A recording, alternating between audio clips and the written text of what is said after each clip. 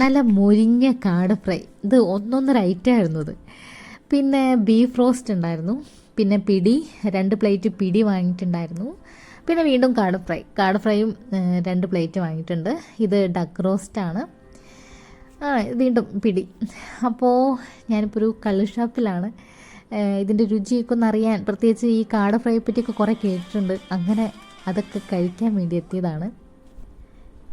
നല്ല ടേസ്റ്റ് ഉണ്ട്, നല്ല ടേസ്റ്റ് ഉണ്ട്, നല്ല ടേസ്റ്റ്, നല്ല ടേസ്റ്റ് ഉണ്ട്. അതെ, നല്ല ടേസ്റ്റ് ഉണ്ടായിരുന്നു. പ്രത്യേകിച്ച് കാട ഫ്രൈ തന്നെയാണ് എനിക്ക് ഏറ്റവും കൂടുതൽ ഇഷ്ടപ്പെട്ടത്. താറാവ് റോസ്റ്റും നന്നായിട്ടുണ്ടായിരുന്നു. പിടി ഞങ്ങൾ വന്നപ്പോഴേക്കും ഒരു 3-3:30 ആയി. അതുകൊണ്ടായിരിക്കണം തണുത്തിരുന്നു. ബാക്കിയൊക്കെ അവർ ചൂടാക്കിയാണ് തന്നതെന്ന് പറയാം. ഇപ്പം ഈ കാണുന്ന താറാവ് കറി അത് നന്നായിരുന്നു. പക്ഷെ ആ ഇരിക്കുന്ന ബീഫായിരുന്നു. ഞങ്ങൾ ഒരുപാട് ആശിച്ച് വാങ്ങിയതാണ് ബീഫ്. കുറേ നാളായാലോ കഴിച്ചെന്ന് വെച്ചിട്ട്. പക്ഷേ ബീഫ് റോസ്റ്റ് എനിക്ക് അത്ര ഇഷ്ടപ്പെട്ടില്ല. പിടിയുടെ കൂടെ അങ്ങ് പിടിച്ചു വന്നാലും അത്ര പോരാന്ന് തോന്നി. ഉള്ളത്തിൽ വെച്ച് അതാണ് പോരാന്ന് തോന്നിയത്. അപ്പോൾ സ്ഥലം വരുന്നത് പിറവത്താണ്. പിറവത്തുള്ള അണ്ടിച്ചിറ കള്ള് ഷാപ്പിലാണ് വന്നിരിക്കുന്നത്. കുറച്ചും കൂടി ഫേമസ് ആയിട്ടുള്ളൊരു കള്ള് ഷാപ്പാണ്. ശരിക്കുള്ള കള്ള് ഷാപ്പ് ഇതാ കാണുന്നതാണ്. പക്ഷേ ഇവിടെയാണ് ഞങ്ങൾ. ഇവിടെ എല്ലാ സൗകര്യങ്ങളും ഉണ്ടായിരുന്നു.